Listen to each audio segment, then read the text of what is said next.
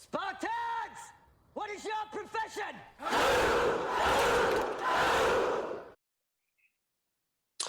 Yes, people, another edition of Nights in the Round Table Discussions where we discuss all sports all the time. Got my guys, the Truth and Tooth, with me. How are we doing, people? So good in the hood, man. What's going on, man? A new version of me. Oh, I'm telling you, people were slowly revealing who Tooth is. So when you lot are sending for him, yeah, you're getting a little silhouette version of him right now. He's on the reveal, bro. Yeah, he has to keep his identity under wraps because certain amounts are looking for him. I'm telling you, aka Dillian White and Tony Dillian White rang me up. He's like, "Who's that brother in your picture?" I said, "I didn't even know him. He just comes on the show."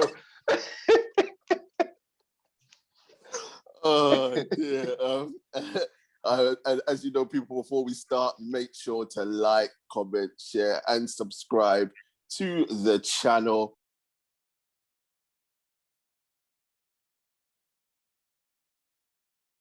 Get them lights up, get the subscriptions up, and get interactive because you know we like to hear what you have to say. International break, we don't give a shit about it, so we decided to do something different. I have been saying it in the boxing podcast, and last week for the review/preview show, we're going to do a special, and it's a double header. As you can see in the background, it's going to be Mbappe versus Haaland first, and then after that, we're going to have the real Ronaldo R9 versus Henry second. Mbappe versus Haaland, two of the bright talents that we've got in world football right now, being touted as taking over from Lionel and Cristiano Ronaldo for battling out for the Ballon d'Ors and being the next great players for the next generation. Truth, I'm going to come to you first. I want to start with Mbappe. He's been around for it feels like a while, even though he's only 22. It feels like he's been around for ages. Yeah. But obviously French at PSG at the moment, some people say that he's destined to become one of the greatest French strikers of all time. Just give me a little bit of insight on why he's such a good talent, why he's so good at such a young age. The one reason for me, from a coaching point of view, what makes him brilliant is that he's able to use his pace along with his technique. He's not one of those people like Theo Walcott or Aaron Lennon, those pace merchants that all they have is pace. Daniel James that just run.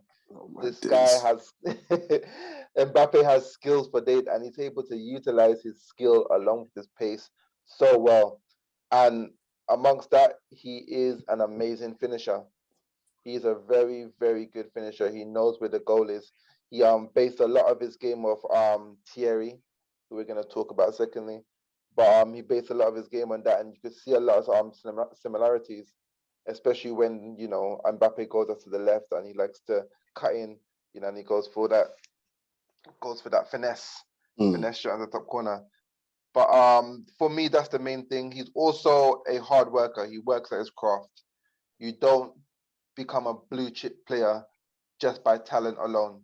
When you look at Quaresma and Cristiano, Quaresma in the youth setup was touted to be better than Ronaldo. In fact, he was. Skill-wise, talent-wise, he was. But, look who ended up going further. Ronaldo, because of his drive and passion and dedication. So, yeah, that's what makes him special at the moment. We're going to talk about his career decision in a bit, about going to PSG. But, yeah, that's what's made him special. No, 100%. And I like the way that you put that, because it's not just about having pace in football.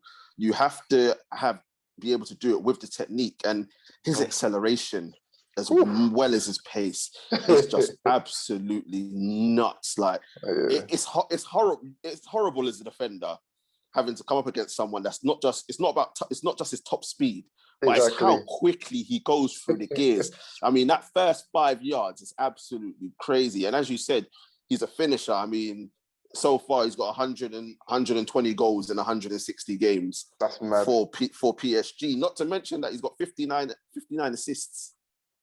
59 assists as well. So it's not just about a lot of these goals as well. Remember, they have come from him being out wide. He's not through the middle. you know, he's playing out wide, so you know, it takes a lot to consideration that as well. That's it. Tooth, just give us your insight. What do you think makes Mbappe such a gifted footballer? Bruv, I'm still getting used to this new setting, bruv. I look like an R. Kelly victim out here.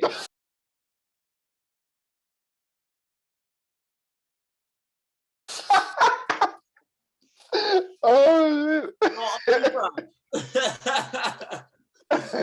hey, not much to add, man. Truth smashed it. I just can't believe he brought up fucking Aaron Lennon and Theo Walcott in the same breath. How did we go from fucking Mbappe to them two? I don't know, bro. Only truth can make those analogies, man. Yeah, blistering pace, ability to finish. He's got the world ahead of him. He's potential multiple future Ballon d'Or winner. You know what I mean? And as far as football's going now, I know we're coming to the end of the Messi Ronaldo era, and there has been prospects that we've looked at and thought, you know, will they take up the mantle? Man like Edin, unfortunately, injuries have sort of blighted his career. But I think it is these two. I think once those two ride off into the sunset, it really is going to be Mbappe and Haaland.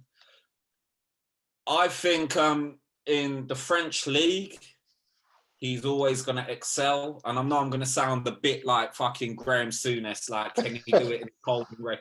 Do you know what I mean, bro? Can he do it in a cold and rainy day in Stoke? But unquestionably, he can. Yeah. But I just want to see him Do it. Yeah, I just want to see him elsewhere. You know what I mean? Yeah, I think the of French course. league is too easy.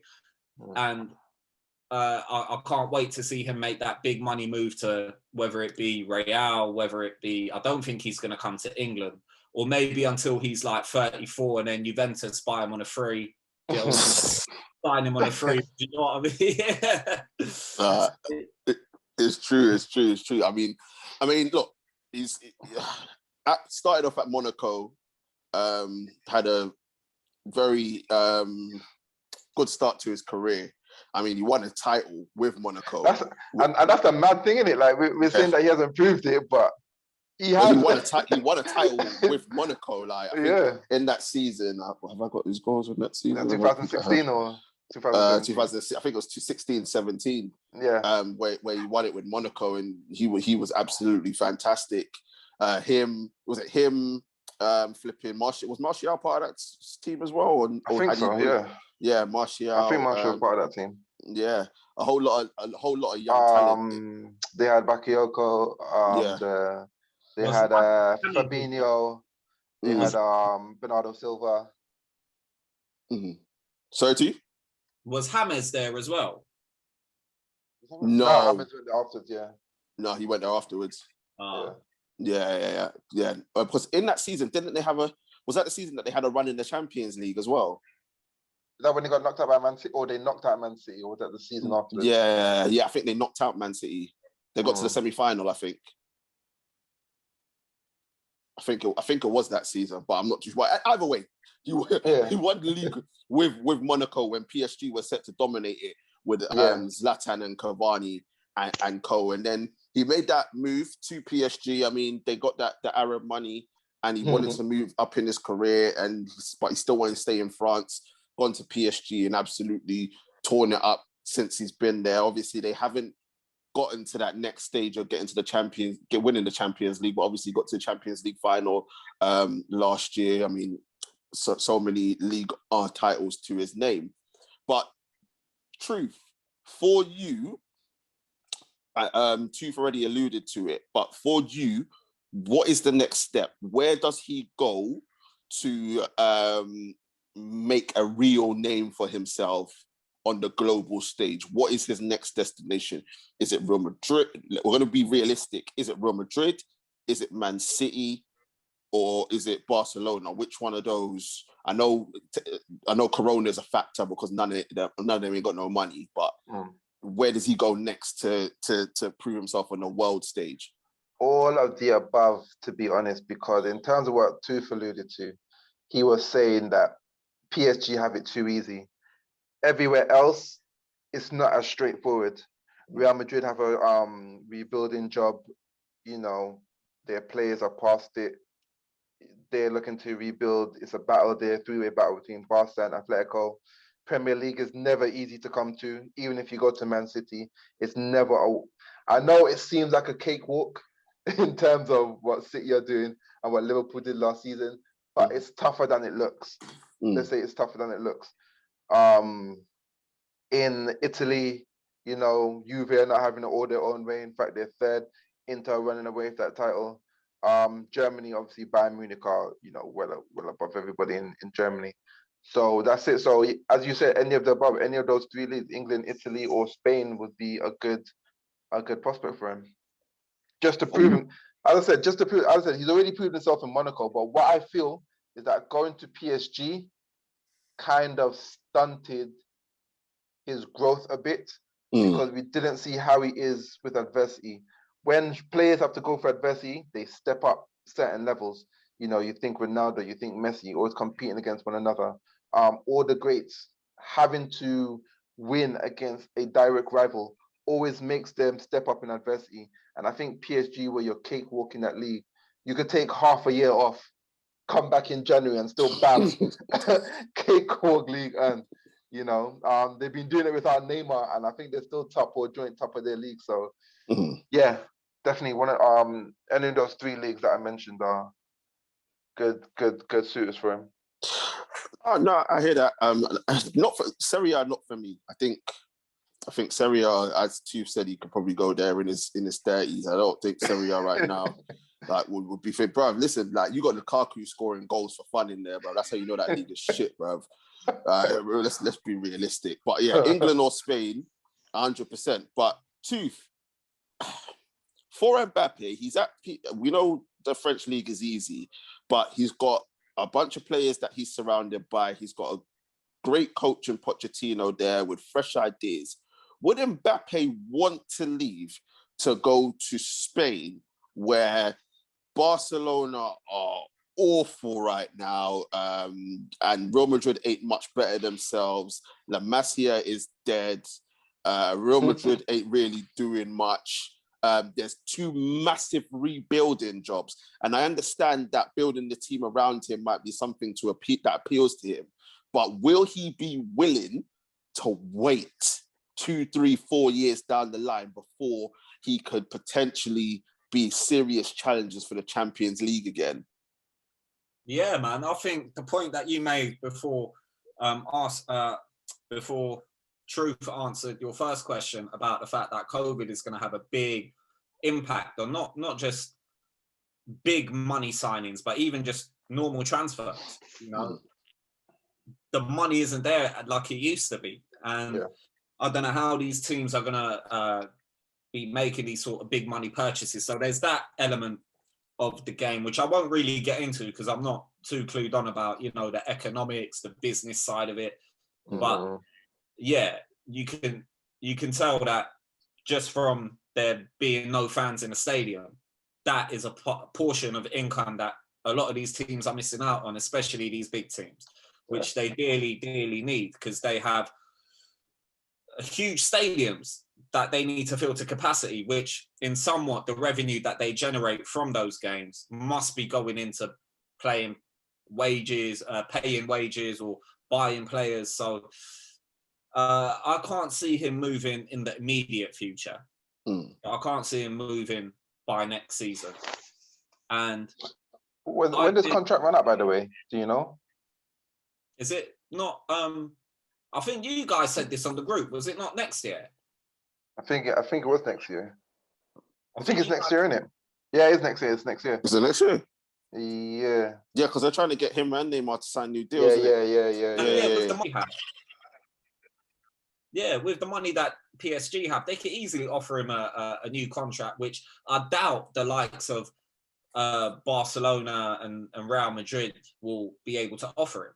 You know, especially with the current situation at Barca is fucked. I'm not sure if you boys have heard this, but they could potentially be going into bankruptcy. Obviously, that's 1 billion in there, isn't it? No, that is ridiculous for such a massive club. Yeah, but I mean, at the same time, I think it is a bit of a reach. I think or the journalists are blowing it up a bit because it something like that will sell headlines. But come on, man, a team like Barcelona is not going to go down to Portsmouth. No, they're not going to go down because they're backed up by the Catalonia government and all that. So they're not going to go down. But they are a ridiculous amount in debt. Like they are. They are, but it kind of reminds me of Man United and how much debt they were in during the Alex Ferguson years. But the fact we're still in loads of debt. We're still in loads of debt, bro. The difference I was trying to make was that back then you were winning titles, so it didn't really matter. You could still attract players, you could still pay off a part of your debt. You know what I mean? And that's what kept the club going. That was, as much as it was unsustainable, it was sustainable, if it makes sense. Yeah. Whereas, Barcelona are not really winning titles. They're not really doing well. They've got the same dead wood in the team that they had when they were beaten badly by Liverpool, beaten badly by PSG the first time, and then they came back. And then there was another game as well. Roma, yeah, exactly. All these games where they've crumbled. It's been the same dead wood at the team. I don't know how PK is still there, but I don't know how certain players... Biscuits, bruv. Biscuits. Trust me, bruv. I don't know how they're still there, man. And it's the same with Madrid, like shout out to Madrid as much as I'm a Barca fan, but Benzema's doing bits, but how much longer can he do that for? Do you know what I mean? So it is a rebuilding mission. And I don't think Mbappe's transcended now to a player where he doesn't want to be a part of a team that's going to be built around him and needs to go through like a rite of passage. I think he just wants to walk straight into a team and start winning shit like he is at PSG.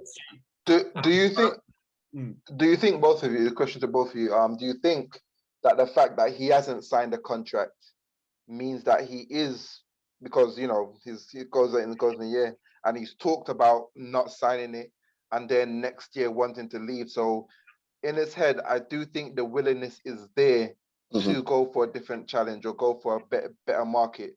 That's so do you true. think that's true, but at the same time, players have been doing this to leverage themselves a better contract. Like Sergio Ramos done it a few years ago.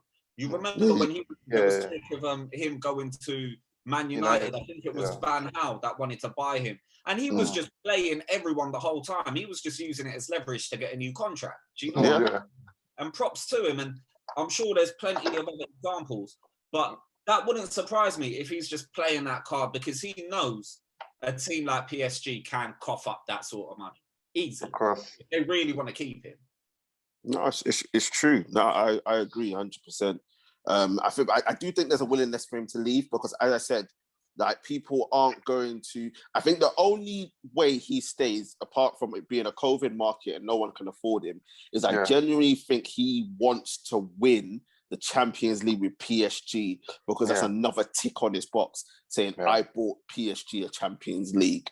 But I think if someone comes in and says one of the massive clubs that are doing well. I mean, everyone wants to play for Real Madrid or Barcelona, doesn't matter what they're doing. But if a City came in for him, I do believe that with the right money, he probably would go. I think there's an ambition for him to leave. And I think the City project would appeal to him because everything's set. Aguero will be out. He knows he's going to be the number one guy. Pep's there. The team is settled. And if City don't win a Champions League this season, it's another thing of saying, okay, well, I can bring a Champions League to Manchester on the blue side. So I think there is an ambition to leave, but if he had to stay, I don't think he'd kick up too much of a fuss in staying. But now I'm going to move on to Haaland now. We're going to go back to Mbappe at the end when I get you lot to pick who you would want. But Haaland, bro. Truth. I mean, burst onto the scene. No one really knew much about him until Salzburg. And even then, people still didn't. Apart from Ole. What? Bro, what are you talking about, man? That's a part. Man said, bro, Ole didn't know him, bro. Ole didn't know who he was. Ole I just thought saw Ole was him. a side man. Bruv, Ole was a side man, bro. Ole didn't know who he was. Ole was just like, oh, who's that? Who's Haaland, bruv? He's saying to his scouts, who's this Haaland guy? Everyone else knew about him. Ole's like, nah. And then Ole's like, oh, yeah, my Norwegian Don. I imagine he's Norwegian. He was at Salzburg and you couldn't get the deal done because your new director of football woke up late and couldn't get it. Anyway, I'm not even getting into that. But what a player he is. Like, it's one of them ones where he literally just burst onto the scene. With Mbappe, we kind of knew because of the whole Monaco thing about him, but Haaland literally just came at Salzburg, banged goals, and then has been at Dortmund and is tearing it up.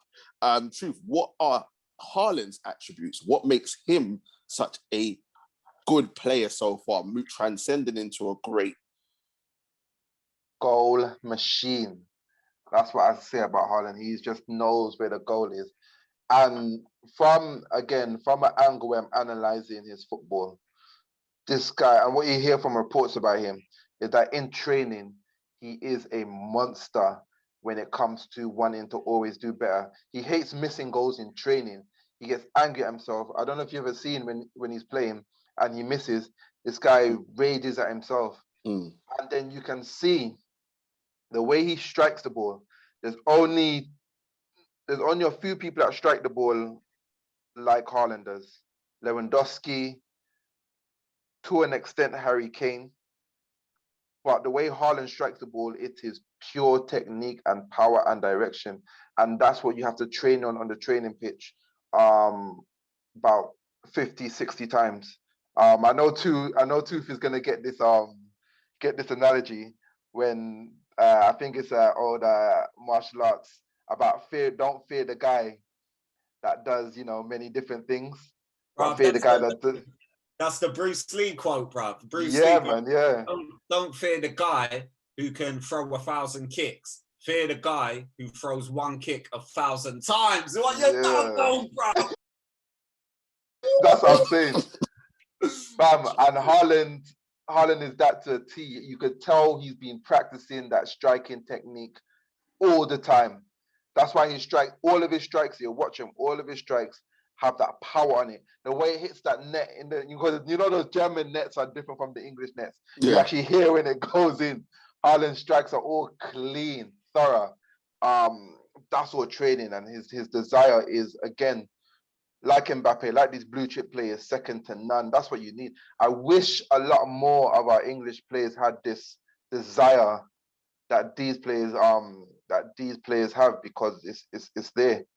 And that's what makes him so deadly. He works on it. His strike is clean. He's a great finisher, both feet.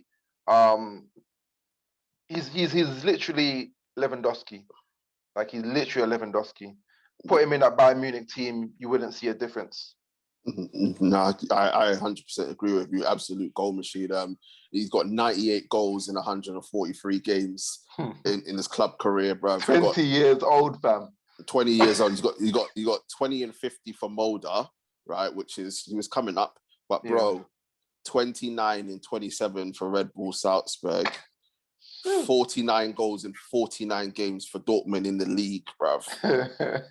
This season, he's got 21 and 21 for Dortmund. Dortmund in the league.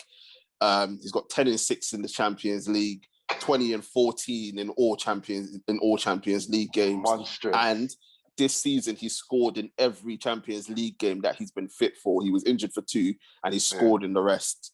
Like, this guy is an absolute monster. Tooth, you're a little bit of our German correspondent here. You heard that the Truth alluded to him being similar in the ilk of Lewandowski. What has impressed you the most about Haaland, bruv?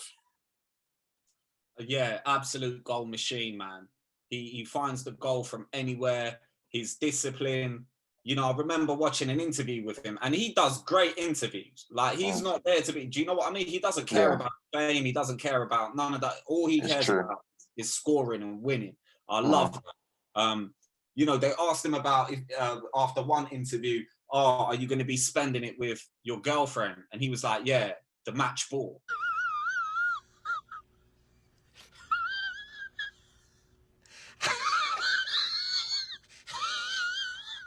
Do you know what I mean?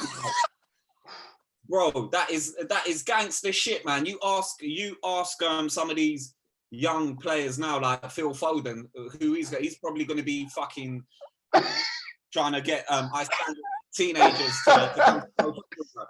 Do you know what I mean? Like, there's a difference, man. There's a difference, and trust me, I've seen it, man. For sure. I've seen it myself firsthand when I was living in Europe. Yeah. Like, bro, these European dons, bro, they live, breathe, eat shit football. Like, they know all that other shit will come with time. Like, they are so committed to the craft. They are so disciplined to the craft. And you see it in these European setups. That's why a lot of that Ajax team went so far that year in the Champions League. You know, that's why these German youths are always killing it, man. They're always killing it. And even Haaland now, those numbers that you were reading, bruv, have blown my mind, bruv. I think we're going to get onto this on the Ronaldo Henry discussion, but Ronaldo, original Ronaldo, scored like over 200 goals, club and country, by the time he was 23. Yeah. Bro, just wrap your head around that number, bruv. Over 200 goals by the time you're 23, fam. To give you a comparison, Messi and Ronaldo, both of them hit around like 140 and 120, something like that, bro. And those numbers you were reading from Haaland, how old is he now?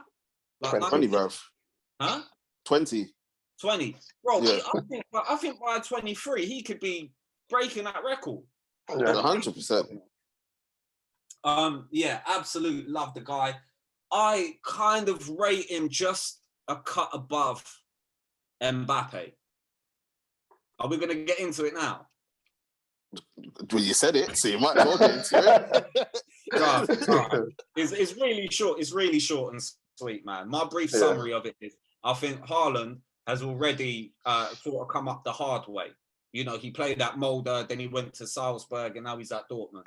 So he never had. I know Monaco aren't exactly, you know, that team was stacked though. That team was stacked. Let's be real. That team was stacked. Yeah, but it was young talent though. It wasn't like it was stacked with like guys in their prime. It was young talent. No, I know. I know what you lot are saying, but I just want to put it out there. That Ajax, that Monaco team was a lot of young talent in there. Whereas I understand where you're going to go to, but carry on.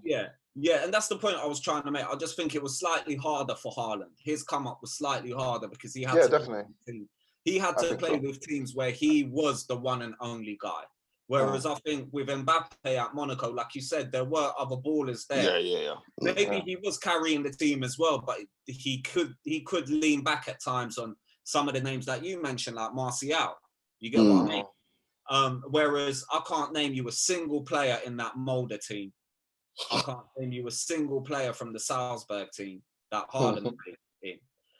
And then, furthermore, I think the German league, again, still better than League On. So he's doing it at harder league. And then the team that he plays for, Dortmund, are very youth-based. You know, they don't have these marquee, as you say, blue-chip names.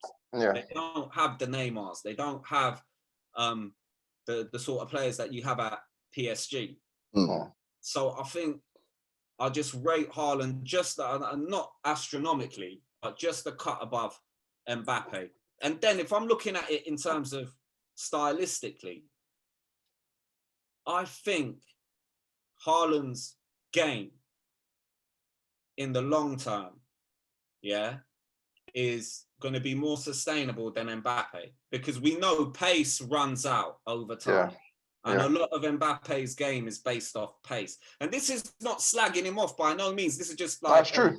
What you said is totally true. You know, very few players by the age of 30, 31 can maintain that same pace. You know, Eden Hazard, again, one of them. Like, look, in his prime, unstoppable, uncatchable. That goal against Arsenal, bruv. Road runner settings. Ran through that whole team. Now he's at Real Madrid, unfortunately, with the injuries piling up. Like, he's definitely lost a bit of his pace. Yards, a bit. This guy's He's barely running anymore. Man's holding that belly. Yeah, trust me. Which leads me on. Which actually leads me on to another comparison is injuries. If he gets injured, he might, again, this is a big if, because a lot of great players have gone their whole careers without getting injured, you know, like or not life-threatening, career-threatening injuries. So, for example, Henry, someone that we'll get into later on, didn't really have any career-threatening injuries like an ACL or a ruptured or a broken leg. And same with Ronaldo and Messi. They might have had injuries here and there, but nothing career-threatening. So if he's able to stay clear of the injuries, he can go on to have a prosperous career. But what if he does get a ACL? You know, what if he does rupture a kneecap or a broken leg? That will impact his game a lot more than I think it will impact someone like Haaland's game, because Haaland's game is he's a jack of all trades when it comes. He's got pace, he's got technique. He doesn't need. He knows positioning. He's got great IQ.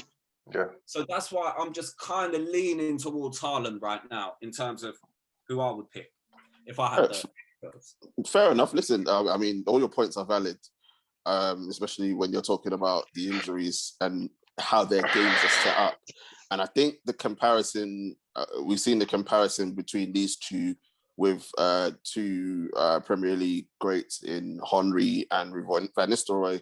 Mbappe, obviously, Henry, Haaland, Van Nistelrooy, in comparisons in their game. Truth. I want to hear truth, man. I want to hear truth. I really do. I'm looking. Before I ask the main question, I just want to ask one more question, because there's something you brought up, Truth, that I want to get on. Yeah. Is Mbappe? Can Mbappe not adapt his game? Is he just a pace merchant?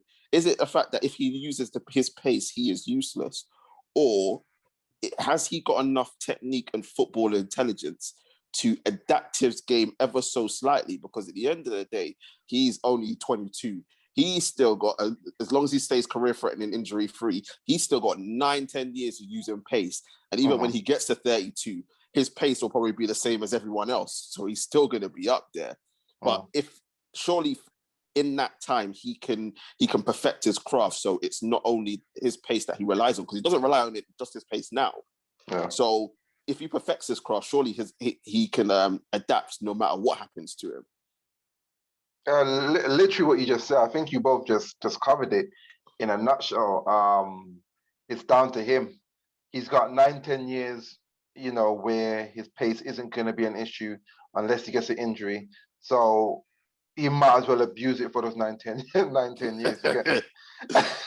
Like, abuse it while you got that attribute. Use it. Going towards the end of his career, when, you know, past 31, 32, because, you know, football start playing for much longer. That's when you're gonna have to start thinking about, how can I use my other attributes? How can I use my brain a bit more, my positioning and that kind of stuff? But while he's got it, I say just use it, enjoy it. As I said, at the moment, he's combining his pace with his skills. So he's not just a pace merchant. He's got loads of skill. He's got loads of technique. I would again compare him to the Henry route, where Henry started dropping off in pace, but you couldn't tell as much because he started using his brain a bit more, and his technique was so sound, and he was so comfortable drifting off to the left. And when you drifted to the left, you can abuse the space between the fullback and the centre back a bit more, because there's more room to play with. Remember, when you're playing totally up front, it's a more 1-on-1 or more 2-on-1 against defenders. Or if you're fully out wide and you're facing the fullback a lot more. When you start drifting out wide and using that gap there, you got a little bit more space to play with.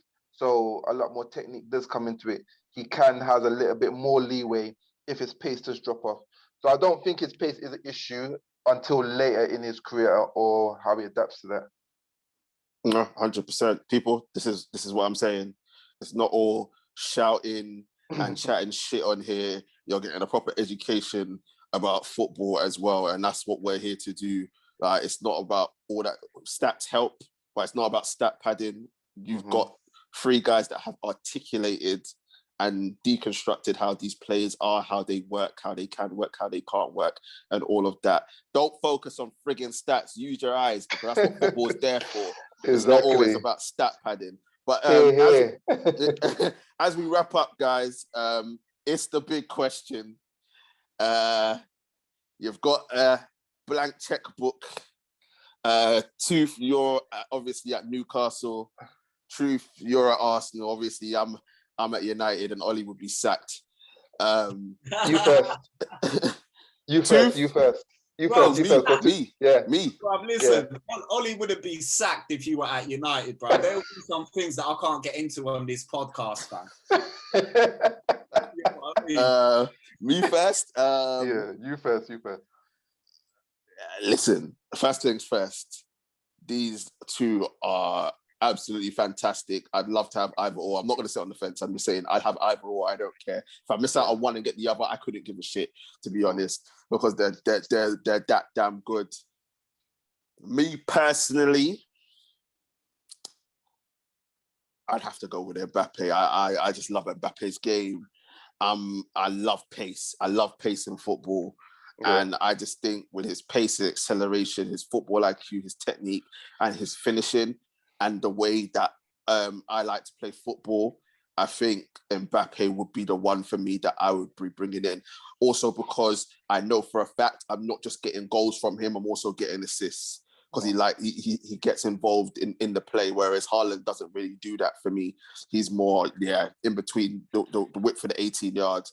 That's where he's deadly, but in terms of getting involved, he's not really there. And I like my players to get involved in the build-up play and whatnot. But for me, Mbappe, and the fact that Mbappe has done most of it already, because we're forgetting international. Now it's unfortunate that Haaland was born in Norway and not like Germany or something.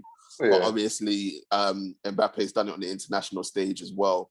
So yeah, for me, Mbappe is gonna be my guy. Tooth, I know obviously you said Haaland, but why would you be bringing in Haaland to Newcastle?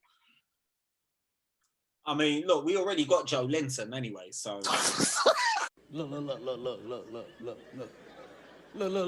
this. Somebody come look at this. Look at this. Oh, shit. This is like what? Like, do you know what I mean? I'm just thinking who will play second fiddle to my man. Haaland for all the reasons that I mentioned. I think in the long term, I think Haaland's more sustainable.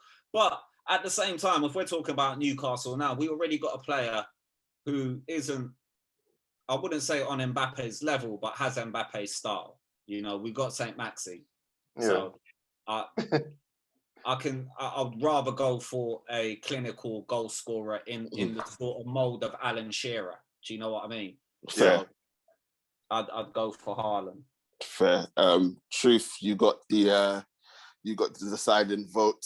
Since both of you played, you know, either side, I think I'm gonna stay on the fence on this one. Oh my days, and give a political answer, because for me, football now is not universal in terms of you're not gonna put one person in there to do it all or fits into every single team. And I put it simply as this: if I'm Liverpool, I'm going for an Mbappe. If I'm Man City, I prefer Haaland. Because then they could play like the Bayern Munich type, you know. Even when Aguero plays, Aguero doesn't really go running, pull out wide and stuff. He's there for the 18-yard box, as you said. If I'm Man United, I'm definitely going for Haaland, because you guys are the finisher. You guys got the wingers. And that's the way I see it. Depends what system that you want to play.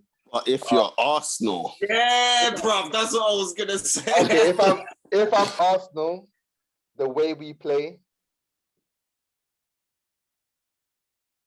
boy, that's a hard one actually. Okay, if I'm Arsenal at this moment in time, I would have to go with a Haaland. Yeah, I was gonna say that. I was gonna say that as well, man. I was gonna say that as well. We've got the runners, and then Haaland. Haaland is like the cherry. It's like the cherry that like he completes. You know, if your team is looking for something, he completes it. Mbappe is a person that you can put in most teams and fits in a little bit more because he can drift out wide. He can move it wide. If your striker gets injured, Mbappe easily slits in going forward. You know, if you guys already have a great striker and you just want to put Mbappe there to make it even better, boom, play him out wide, play him on the right, play him on the left. He easily does those roles easily. So yeah, that's how I put it. I love them both. I love their attitude to football. I think it's an injustice in terms when people have these discussions, and then just because one gets picked, the other, people think that the other person's is shit. We're not dealing with extremes, people. These two are blue chip. You know, these two are up there, and when you prefer one to the other, it's just a preference. Yeah, it's purely preference. Look, that's why I said what I said in the beginning. I was like, I couldn't care less if listen, I'll take both.